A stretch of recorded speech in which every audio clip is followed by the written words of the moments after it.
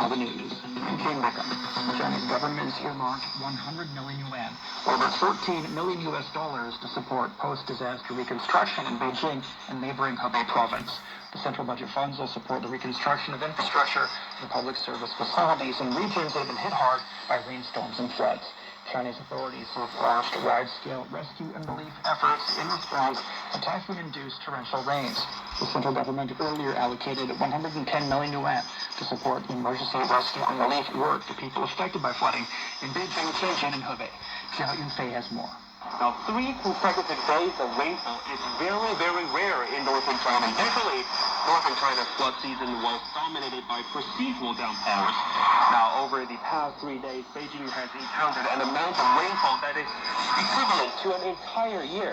Now, so far, the extreme rainfall in Beijing has eased, but the capital's surrounding regions, including Hebei province and Tianjin municipality, are also experiencing disasters caused by the heavy rainfall. The weather forecast says in the following days, the remnants of typhoon will continue to move north, bringing rain to Inner Mongolia Autonomous Region and northeast China. Zhejiang province has upgraded its emergency responses. Typhoon Kanun moves closer. The typhoon is likely to dump heavy rain on coastal provinces in East China in the coming days. China's natural observatories advise the provinces to make emergency preparations for that typhoon. In Japan, powerful typhoon Kanun has killed 1 man and injured several others and cut power to more than 200,000 households as it lashes Okinawa. Chris Gilbert has more. They're still assessing the scale of the damage as this goes on in terms of destruction to property. There are some reports of some facades coming down, but we do know there have been at least 13 injuries from people being caught up in the winds, mostly the winds falling or being hit by debris, and as we know, at least 1 death. A 90-year-old man was in his garage when it collapsed on him in the high winds. He was rescued and pulled out from the rubble, but passed away a couple of hours later in hospital, and officials in Okinawa had raised concerns leading into this typhoon about people, despite the request for 700,000 people to evacuate, that some would remain, particularly in weak structures.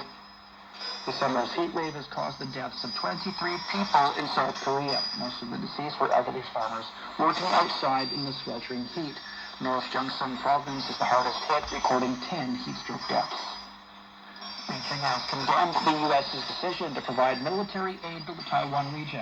The White House says the aid is worth about $345 million. The Chinese Foreign Ministry says the move seriously undermines China's sovereignty and security interests and harms China-U.S. relations and peace and stability across the Taiwan Strait. China urges the United States to earnestly abide by the One China principle and the 3 China-U.S. joint communiques, stop enhancing military contact with the Taiwan region, or arming it by any means. Fitch has downgraded the U.S. government's top credit rating from AAA to AA+. The downgrade follows a debt ceiling agreement in June that came after months of political risk. The credit rating agency says the downgrade of the U.S. reflects an expectation of fiscal deterioration over the next 3 years and high and growing general government debt burden. China's extended favorable taxation policies for venture capital firms and individual angel investors making investment in tech startups.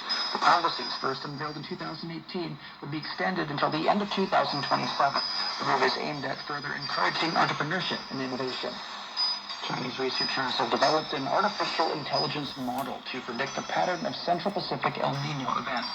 Scientists believe that El Ninos in the Central Pacific can have far-reaching impacts on global climate, making accurate predictions crucial for preparedness and risk reduction.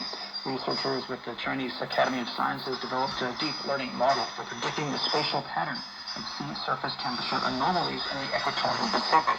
According to the study, the AI model surpassed traditional dynamic models in accuracy.